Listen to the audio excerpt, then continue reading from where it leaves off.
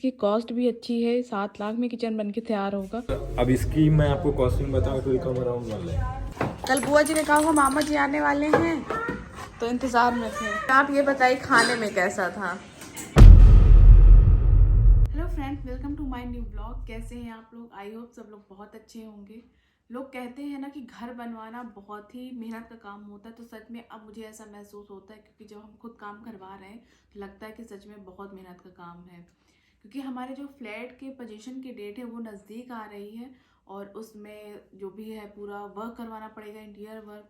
तो interior work में हमने कुछ चीज़ें सोची हुई हैं, जैसे कि हमें फॉल सीलिंग करवानी है और किचन अपना मॉड्यूलर करवाना है, और जो भी स्पेसिफिक स्पेस उन्होंने छोड़ रखा है वार्डरोब के लिए तो वो करवाना है, और थोड़ा बहुत काम हमें अपने ड्राइंग रूम में करवाना पड़ेगा।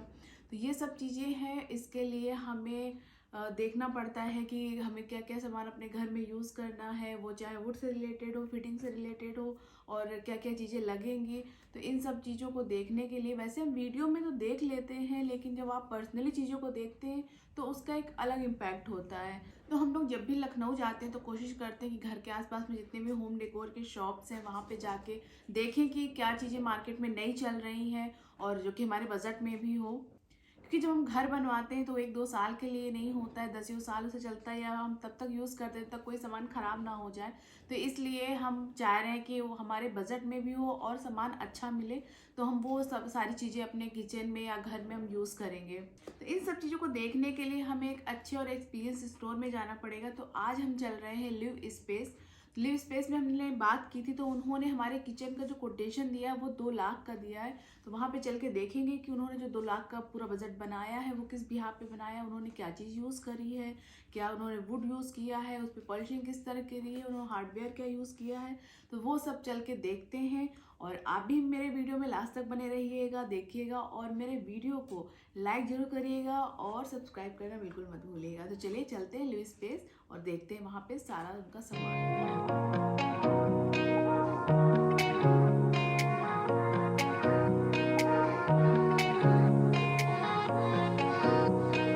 पहुंच गए हैं लिव स्पेस, और यहाँ का जो स्टोर है ना वो दिल्ली और नोएडा के कंपेयर में छोटा है, लेकिन वो सारी चीज़ें यहाँ पे हैं जो इंटीरियर के पॉइंट ऑफ व्यू से हमें घर में करवानी है, तो वो सब चीज़ें हमें यहाँ पे मिल जाएंगी। प्राइस वगैरह सब कुछ हो जाएगा।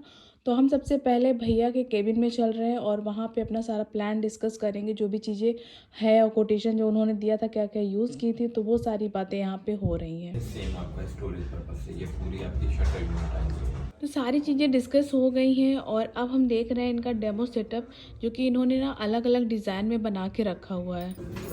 ये एक्रिलिक है और ये क्या है? ये हाई ग्लॉस है।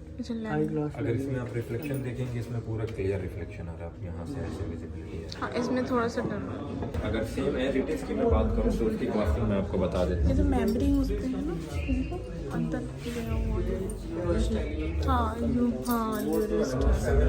किचन बहुत ही सुंदर है और इसकी कॉस्ट भी अच्छी है। 7 लाख में किचन बन के तैयार होगा, जो कि हमारे बजट के बाहर है, लेकिन देखने में बहुत प्यारा लग रहा है।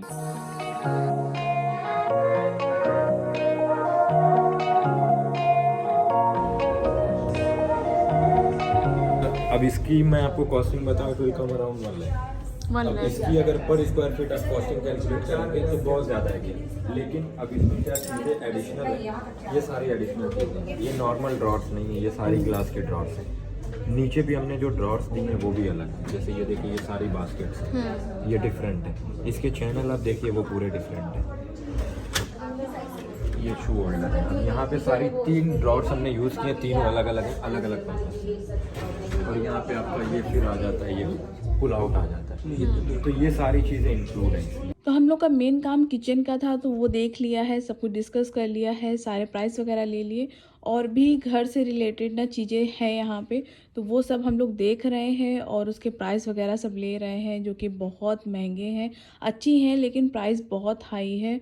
तो मुझे लगता है ना, जब आप कारपेंटर से वर्क करवाते हैं तो कम पैसों में अच्छा काम हो जाएगा यहाँ के कंपेयर में। और वहाँ पे सारे वार्डरोब वगैरह, किचन वगैरह सब कुछ देखना, सारी प्राइसेस डिस्कस करना, और इस तरह से मेरा किचन बनेगा, उसमें क्या क्या चीज़ें लगेंगी वो सब कुछ डिस्कस हो रहा है। और मतलब कई जगह पे देखना, कल भी यही सारा काम हुआ था, आज भी यही सब चल रहा है। तो अभी बहुत जगह पे चल रहा है और आगे भी अभी चलने वाला है। अभी मतलब सब कुछ डिसाइडेड हो रहा है, अभी कुछ भी फिक्स नहीं है। तो अभी मैं थोड़ा सा बाहर आ गई क्योंकि मान्या बोर होने लगी थी, उन्हें मज़ा नहीं आती है, उन्हें चीज़ें समझ नहीं आती ना, तो थोड़े टाइम में वो बाहर चलो। तभी तो मैं बाहर आ गई थी, थोड़ा सा खेल रही है। फिर उसके बाद अभी ये बात कर रहे हैं अंदर, तो अभी हम थोड़े टाइम के बाद जाएंगे अंदर। और ये रहा प्लीज़ वहाँ अंदर नहीं जाते। तो यहाँ पे इंक्वायरी वगैरह सब कुछ हो गया है, बातचीत हो गई है और अब हम चल रहे हैं घर वापस, क्योंकि यहाँ के सारे फ्लोर्स में क्लब वगैरह ही है। तो हम लोगों को घूमने का भी ऐसा कुछ नहीं था। बारबेक्यू नेशन या फिर वो बोल रहे थे कि क्लब वगैरह है, तो वहाँ पे हमारा कोई काम नहीं है। तो हम चल रहे हैं घर वापस। कल बुआ जी ने कहा वो मामा जी आने वाले हैं, तो इंतज़ार में थे। अरे वो कुछ नहीं करेंगे, पागल हो क्या? वो तुम्हारे लिए तो वो आता है कि दीदी आ गई, वाइट वाला वो भी कहीं होगा। चलो आप ये बताइए खाने में कैसा था? डिपेंड करता है बनाए किसने है। ये नहीं डिपेंड कर, खाने में स्वाद कैसा था? कमेंट उसी हिसाब से आएगा। बताइए। खाना बहुत बढ़िया था, डिफरेंट वेराइटीज थी। रूबी देखो तारीफ हो रही है। और जो कल का बचा था वो भी आज चिपका दिया गया था। कुछ भी पराठा बना के देखिए तो दाल भरे पराठे। थोड़ी है। बताइए खाना कैसा था, आप बताएं। बढ़िया है, मस्त, मतलब वैरायटी है। आलू के पराठे लीजिए चाहे दाल के लीजिए, कितने वैरायटी है, होटल जैसा। मजा आ गई। मजा मस्त। तो अब टहलना लाजमी है ना, वही अब टहले चल के। छत में जाओ ऊपर। हाँ ऊपर छत में जाओ। नहीं छत में तो अच्छा लग रहा है।